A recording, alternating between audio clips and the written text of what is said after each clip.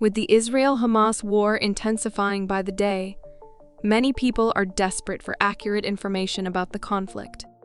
Getting it has proven difficult. This has been most apparent on Elon Musk's X, formerly Twitter, where insiders say even the company's primary fact-checking tool, Community Notes, has been a source of disinformation and is at risk of coordinated manipulation. Case in point, an explosion at a hospital in Gaza on Tuesday was followed by a wave of mis- and disinformation around the cause.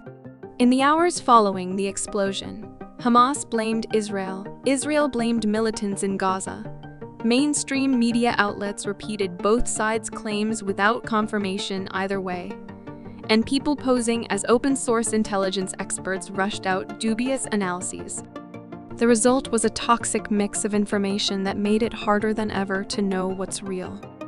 On Thursday, the United States Department of the Treasury proposed plans to treat foreign-based cryptocurrency mixers services that obscure who owns which specific coins as suspected money laundering operations, citing as justification crypto donations to Hamas and the Palestinian Islamic Jihad, Gaza-based militant group with ties to Hamas that Israel blamed for the hospital explosion. While these types of entities do use mixers, experts say they do so far less than criminal groups linked to North Korea and Russia, likely the real targets of the Treasury's proposed crackdown. In Myanmar, where a military junta has been in power for 2 years, people who speak out against deadly airstrikes on social media are being systematically doxxed on pro-junta Telegram channels. Some were later tracked down and arrested. Finally, the online ecosystem of AI-generated deepfake pornography is quickly spiraling out of control.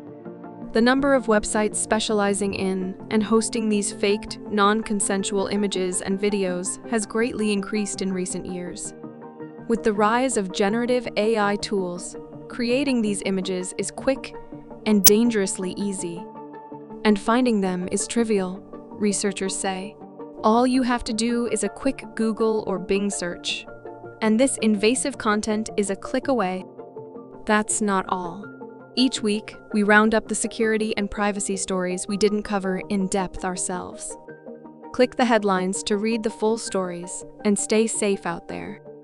The recent theft of user data from genetics testing giant 23andMe may be more expansive than previously thought.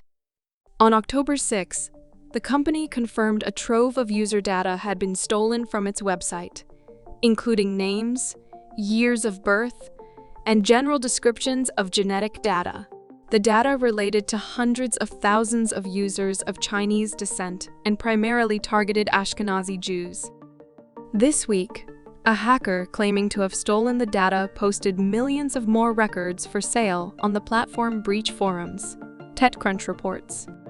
This time, the hacker claimed, the records pertained to people from the United Kingdom, including the wealthiest people living in the US and Western Europe on this list. A 23andMe spokesperson tells The Verge that the company is currently reviewing the data to determine if it is legitimate. According to 23andMe, its systems were not breached. Instead, it said, the data theft was likely due to people reusing passwords on their 23andMe accounts that were exposed in past breaches and then used to access their accounts. If you need some motivation to stop recycling passwords, this is it. The U.S. Department of Justice on Wednesday said it had uncovered a vast network of IT workers who were collecting paychecks from U.S.-based companies, then sending that money to North Korea. The freelance IT workers are accused of sending millions of dollars to Pyongyang, which used the funds to help build its ballistic missile program. While the workers allegedly pretended to live and work in the U.S., the DOJ says they often lived in China and Russia and took steps to obscure their real identities.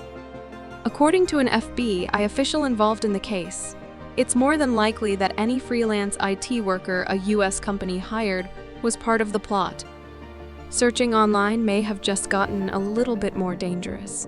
On Monday, a Colorado Supreme Court upheld police use of a so-called keyword search warrant. Using this type of warrant, law enforcement demands companies like Google hand over the identities of anyone who searched for specific information.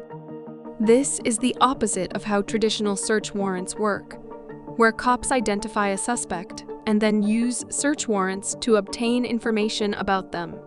Keyword search warrants have long been criticized as fishing expeditions that violate the U.S. Constitution's Fourth Amendment rights against unreasonable searches and seizures, because it potentially hands police information about innocent people who searched for a specific term but were not involved in any related crime. In a world filled with evolving challenges and misinformation, one thing is certain: the need for accurate information and online security has never been more vital. The Israel-Hamas conflict, cryptocurrency regulations, data breaches, and invasive technologies all present pressing issues. As these situations continue to unfold, the quest for truth and the protection of individual privacy remain at the forefront of modern society's concerns.